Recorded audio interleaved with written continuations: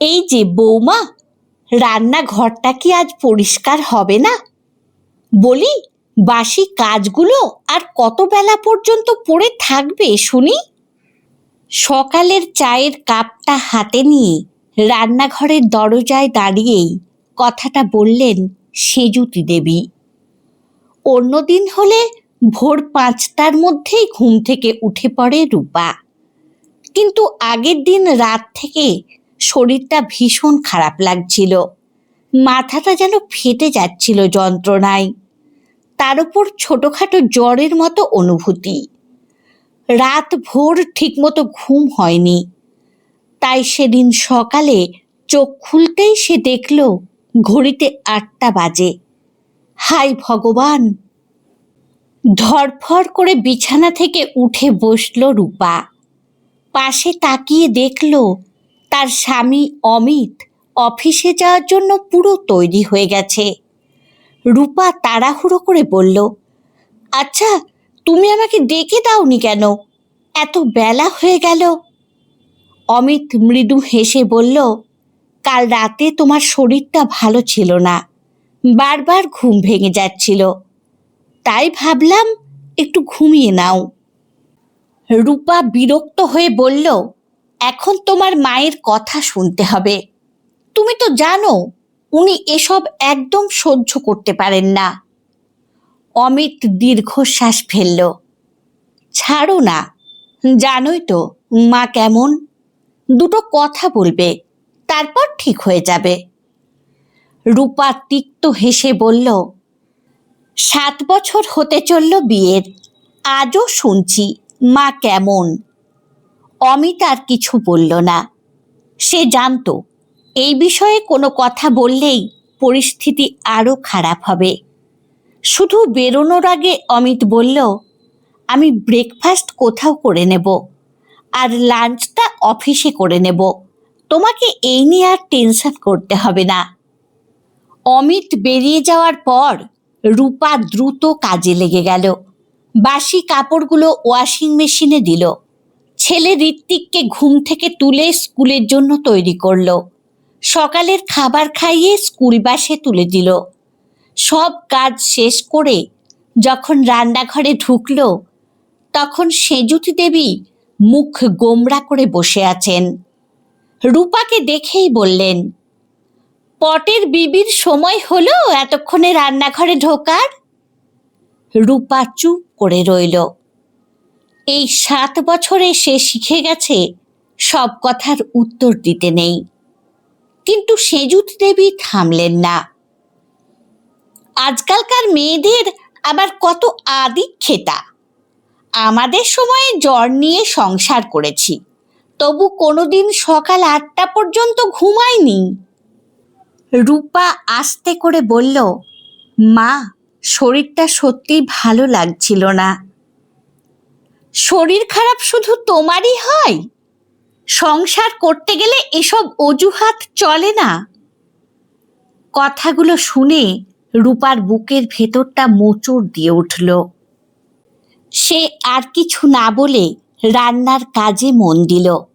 সেজুতি দেবী বরাবরই কড়া ধাতের মানুষ, তার কথায় কোনো মাধুর্য নেই। ভালোবেসেও কিছু বললে সেটাও যেন বকুনি শোনায়। অথচ এই বাড়ির আর একজন মানুষ একেবারেই উল্টো, রূপার শ্বশুর অসিত বাবু। মানুষটা যেন মাটির তৈরি। রূপা এই বাড়িতে নতুন বউ হয়ে আসার দিন থেকেই তিনি তাকে নিজের মেয়ের মতো স্নেহ করেছেন। রান্নাঘরে দাঁড়িয়ে কাজ করার সময় অসিতবাবু এসে বললেন, বৌমা, শরীরটা কেমন আছে এখন? রূপা মৃদু হেসে বলল, ভালো আছি বাবা। ভালো থাকলে চোখ দুটো এত ফোলা কেন? রূপা উত্তর দিল না। অসিতবাবু বুঝতে পারলেন সব। তিনি আস্তে করে বললেন, সব কথা মনে নিও না মা। তোমার মা থাকলে যেমন বলতো, আমিও বলছি, শরীর খারাপ থাকলে একটু বিশ্রাম নেবে। মা কথাটা শুনেই রূপার বুকের ভেতরটা হঠাৎ কেমন করে উঠল। সে দ্রুত মুখ ঘুরিয়ে নিল। চোখে জল চলে এসেছে। অসিতবাবু আর কিছু না বলে চলে গেলেন, কিন্তু রূপার মনটা অনেক খারাপ হয়ে গেল। 7 বছর আগের সেই দিনগুলোতে, তখন তার বয়স মাত্র 18। সংসার সম্পর্কে তেমন কিছুই জানত না। মা দীর্ঘদিন অসুস্থ ছিলেন। ডাক্তাররা স্পষ্ট বলেছিলেন রোগটা জটিল। তাই মেয়ের ভবিষ্যতের কথা ভেবে তাড়াহুড়ো করে বিয়ে দিয়েছিলেন। রূপা ভেবেছিল মা সুস্থ হয়ে উঠবেন, কিন্তু বিয়ের মাত্র 6 মাসের মাথায় মা পৃথিবী ছেড়ে চলে গেলেন। সেদিনের পর থেকে রূপার জীবনটা যেন একেবারে বদলে গিয়েছিল। মায়ের শূন্যতা এখনো তাকে তাড়া করে বেড়ায়। তারও 1 বছরের মধ্যে বাবা মারা গেলেন। বাপের বাড়িতে এখন শুধু দাদা আর বৌদির সংসার। তারা খারাপ নয়, কিন্তু মা বাবা থাকলে আলাদা বিষয়। বারবার দাদা বৌদির সংসারে যেতে ইচ্ছে করে না রূপার। তাই ইচ্ছে হলেই সেখানে গিয়ে 2 দিন থাকা যায় না। মাঝে মধ্যে যখন খুব কষ্ট হয়, তখন রূপার ভীষণ ইচ্ছে করে মায়ের কাছে যেতে, মায়ের কোলে মাথা রেখে একটু কাঁদতে। কিন্তু সে জানে সেই সুযোগ আর কোনো দিন আসবে না। দুপুরে খাওয়ার সময় আবার একটা ছোট্ট বিষয় নিয়ে সেজুতি দেবীর সঙ্গে মনোমালিন্য শুরু হলো। ডালে নুন একটু বেশি হয়েছে। সেজুতি দেবী মুখে 1 চামচ দিতেই বললেন, এত বছর সংসার করেও রান্না শিখলে না?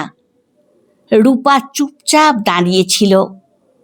মা, ভুল হয়ে গেছে। ভুল? তোমার সব কিছুতেই ভুল। সংসারটা কিভাবে চলে বলো তো? অসিতবাবু তখন পাশে বসেছিলেন। তিনি বললেন, আরে নুন একটু বেশি হয়েছে তো কি হয়েছে?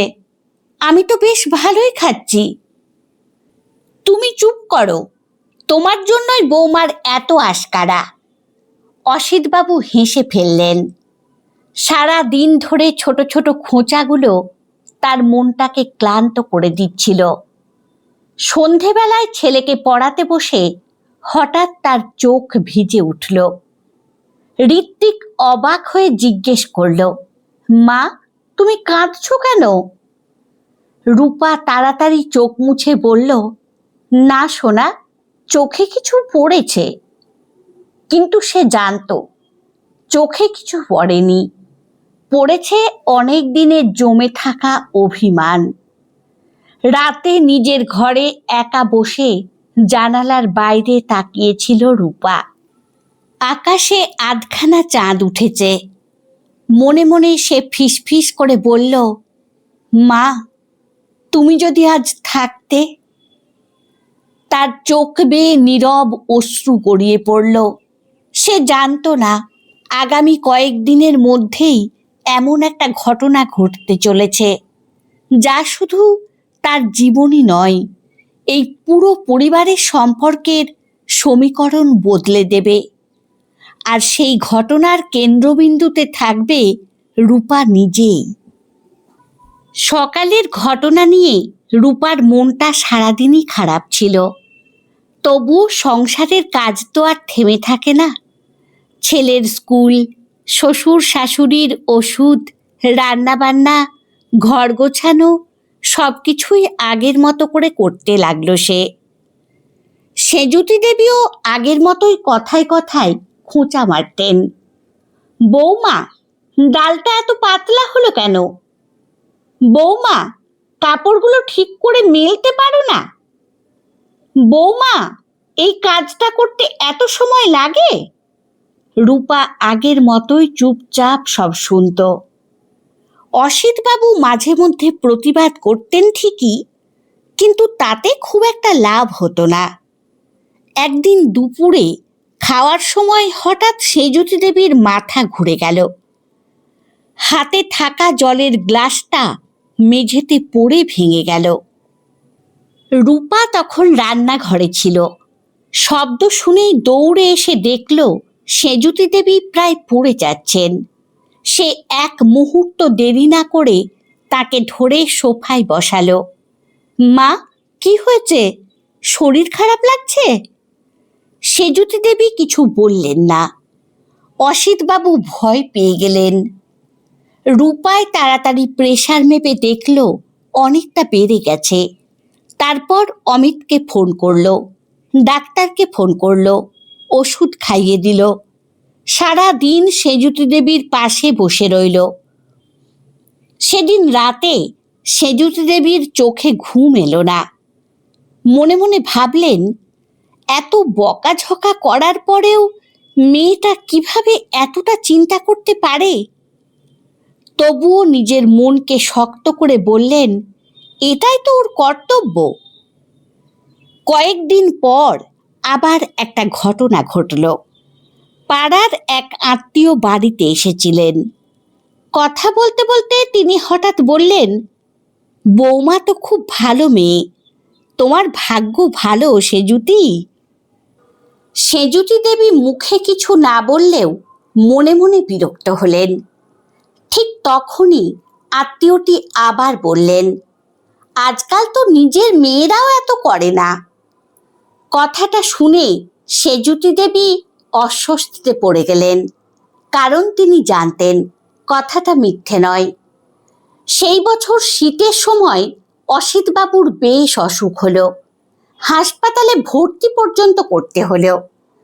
অমিত অফিস সামলাচ্ছে, হাসপাতাল সামলাচ্ছে, সব মিলিয়ে হিমশিম খাচ্ছিল। সেই সময় রূপাই একা হাতে পুরো সংসার সামলালো। সকাল থেকে রাত পর্যন্ত হাসপাতালে ছুটে বেড়ালো।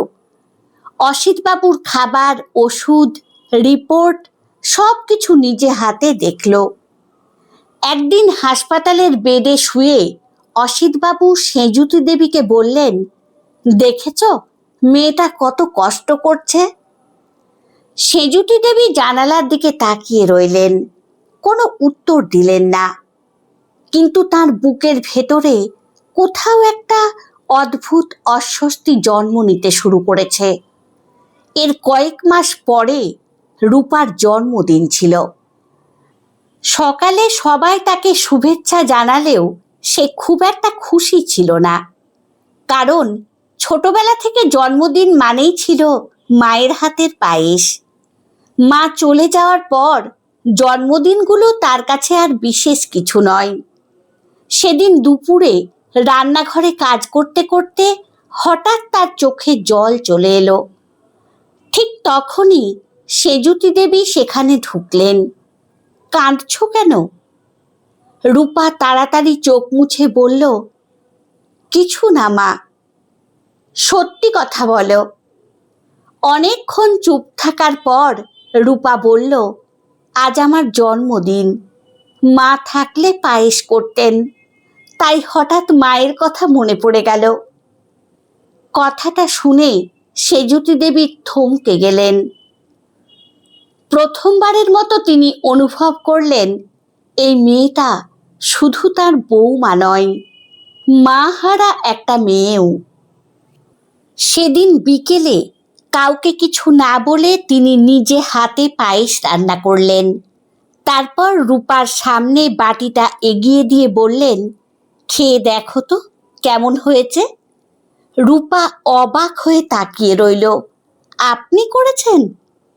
হ্যাঁ, খারাপ হলে বলো। পায়েস মুখে দিতেই রূপার চোখ ভিজে উঠল।